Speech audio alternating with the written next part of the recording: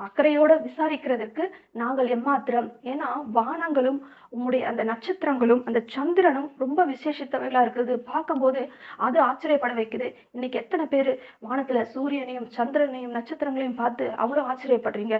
அதுல வந்து என்ன இருக்குமோ? இதுல என்ன இருக்குமோ? அது இவ்ளோ பெருசு, அது அவ்ளோ பெருசா இருக்கே! ஆச்சரியப்படத்தக்கதா இருக்கே!